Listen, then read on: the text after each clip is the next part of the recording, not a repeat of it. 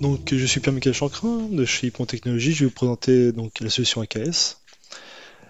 Donc, tout d'abord, je vais vous présenter Ypon Technologies. Ensuite, je vais me présenter et je présenterai ensuite AKS ainsi que les différentes briques que propose Azure lors de la mise en place d'un cluster AKS. Ypon Technologies est une entreprise qui a été créée il y a maintenant 18 ans par Stéphane Demis. On compte un peu plus de 400 collaborateurs et nous sommes présents sur les 3 continents. Nous sommes présents donc à New York, Washington et Richmond, aux USA. En France, nous sommes présents à Paris, Lyon, Bordeaux, Nantes, Lille, Toulouse et bientôt Marseille. Nous sommes présents à Moscou, en Russie, ainsi qu'à Melbourne, en Australie. Voici une liste non exhaustive de nos clients, donc français, américains et australiens. Donc moi, je suis Pierre-Michel Chancrin. Je suis certifié donc sur Azure, Azure Security Engineer, DevOps Engineer fondamental, architecte et administrateur. Et j'interviens chez Ypon lors de phases d'audit pour des dizaines d'architectures et je suis spécialisé sur Kubernetes et les technologies Microsoft. Donc là, je vais vous présenter donc Kubernetes dans Azure. Kubernetes est un orchestrateur permettant d'automatiser le déploiement, la mise à l'échelle et la gestion des applications conteneurisées. Tout simplement, ça permet d'orchestrer des conteneurs Docker. Et la partie master étant gérée par Microsoft, et nous n'avons juste à gérer que les applications et donc nos workers, tout simplement. Azure permet aussi de mettre à disposition donc Azure Container Registry qui permet de stocker les images Docker, mais on n'est pas obligé de prendre cette solution, on peut très bien utiliser Docker Hub si on le souhaite. Donc comme première brique, je vais vous présenter donc Application Gateway. L'Application Gateway est un équilibreur de charge doté d'un pare-feu, donc un WAF, et permettant de sécuriser nos serveurs web qui seront hébergés sur Docker, sur Kubernetes. Et il permet aussi de faire du routage et de gérer le trafic des applications web. L'Application Gateway, donc WAF, enfin une fonction WAF en fait, et doit être positionné en frontal des Logic Apps et en frontal de l'API Management dans le réseau privé, comme on peut le voir donc ci-dessous.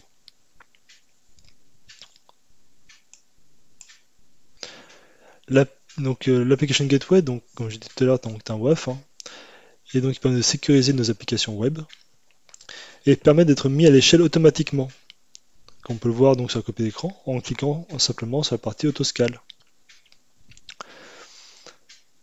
Ce qui est assez intéressant, donc en suivant la charge qui arrive dessus, automatiquement il scale, il crée et déploie une nouvelle instance, il la configure correctement automatiquement et nous permet ainsi d'absorber la charge et de diminuer aussi le nombre d'instances en cas de baisse de charge automatiquement.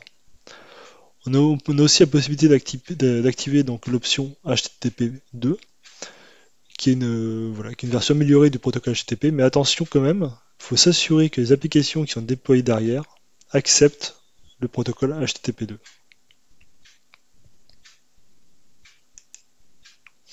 Maintenant, nous allons passer à l'application Gateway Ingress Controller. L'application Gateway Ingress Controller donc, tire parti du load balancer, donc niveau 7 de la couche réseau, ce qui lui permet d'avoir de meilleures performances par rapport aux autres solutions telles que Nginx ou Traefik. Par contre, c'est vrai que Traefik propose une solution qui est assez intéressante par rapport à la gestion donne des graphes assez sympas. Et actuellement, c'est une fonction qui n'est pas présente sur l'application Gateway Ingress Controller. Donc comme j'ai dit tout à l'heure, l'application Gateway Ingress Controller divise par 2 la latence réseau par rapport à Nginx et Traefik. Donc c'est vrai qu'on a quand même de meilleures performances et est directement piloté par l'application Gateway qu'on a vu tout à l'heure en fait. C'est lui qui va piloter Agic pour toute la gestion des règles du trafic réseau. Alors à savoir qu'actuellement la Microsoft Agic est en version preview, donc il est intéressant de le tester d'abord sur une plateforme de test, de lab, pour s'assurer que ça fonctionne bien. Et à partir du moment où on a vraiment la configuration qui nous intéresse, ça correspond vraiment à nos attentes, on peut commencer à déployer en production. Voilà. À savoir que vu que c'est Agic étant sorti en novembre dernier, donc il est fort probable qu'il sorte en version finale d'ici la fin de l'année, clairement. Comment on met en place Agic? Agic, tout simplement, c'est un pod qu'on déploie. Donc via une annotation spécifique qui fait appel à la Azure Application Gateway au niveau de la notation. on le déploie, automatiquement il est vu par l'application gateway et est disponible de suite.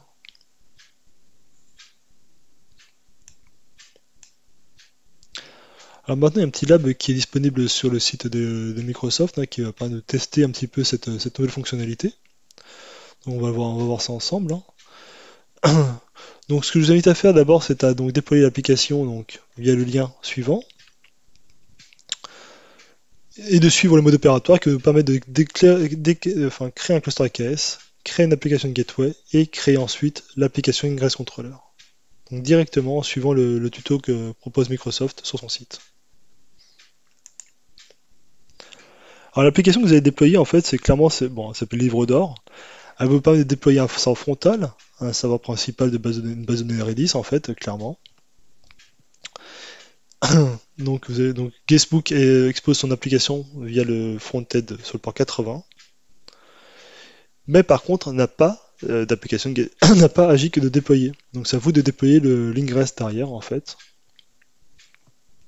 Voilà ce que ça vous propose en fait. Donc directement donc, via voilà, commande kubectl hein, pour déployer le Guestbook hein, que vous téléchargez depuis le repo. Ensuite, lorsque vous avez fini de déployer votre application, voici donc l'ingress controller à déployer.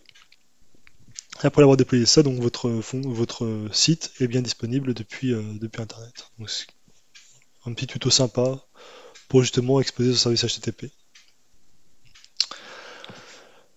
Maintenant, concernant les bonnes pratiques dans AKS, effectivement, il y a des bonnes pratiques à respecter que nous impose, enfin, que nous conseille fortement Microsoft.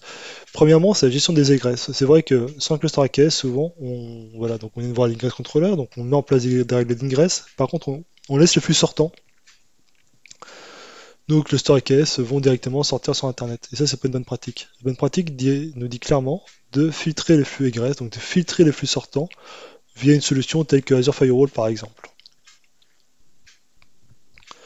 Dans notre cas, c'est Azure Firewall, donc on a une règle d'égress qui dit suivant tel ou tel trafic, je vais sur mes services Azure, ou je vais sur ma registrie, ou je vais sur Internet, ou je vais directement communiquer avec mes node masters.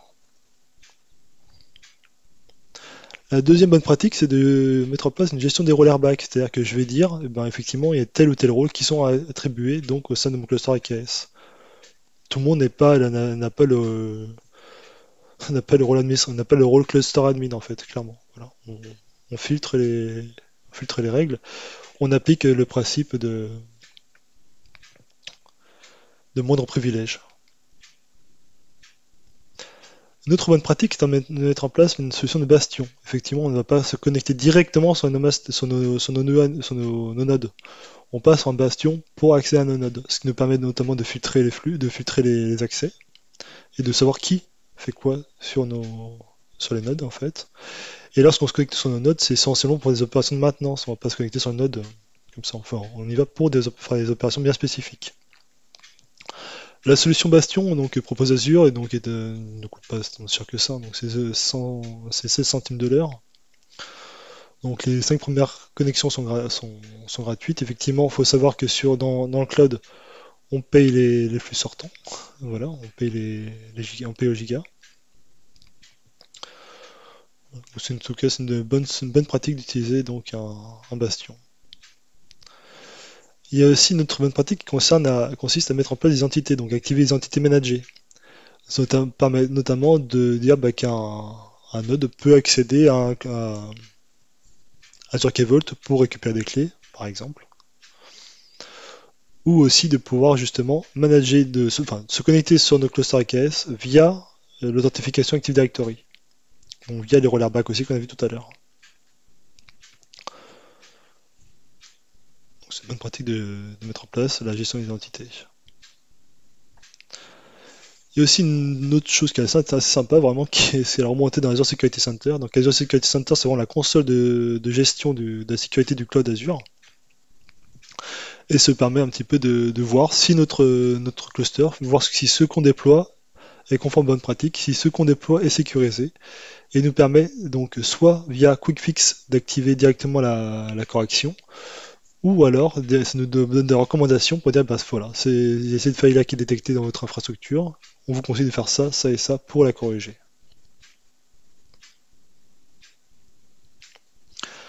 Voilà, il y a aussi un petit livre blanc que j'ai écrit, qui est disponible sur le site IPON concernant donc la mise en place de AKS, que je vous invite à télécharger et à consulter. Donc voilà, puis à faire des remarques s'il y a quoi que ce soit, n'hésitez pas.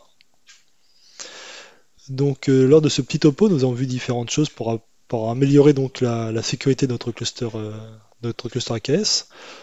Nous avons vu donc que la solution Microsoft Application Gateway Ingress Controller nous permet d'avoir de meilleures performances. Elle nous permet aussi de gérer, donc de contrôler les flux.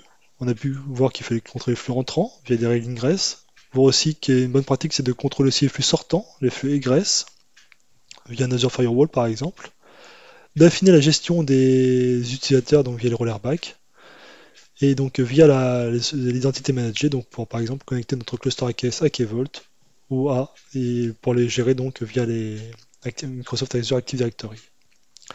Nous avons vu aussi qu'un bastion nous permet de sécuriser, de se connecter de façon sécurisée sur des nodes, de façon à ce que le flux SSH, lui, ne soit pas directement disponible sur Internet, mais on passe par le flux bastion pour se connecter à nos nodes, pour tout ce qui est opération de maintenance. Voilà, donc je vous remercie et je vous souhaite une bonne journée.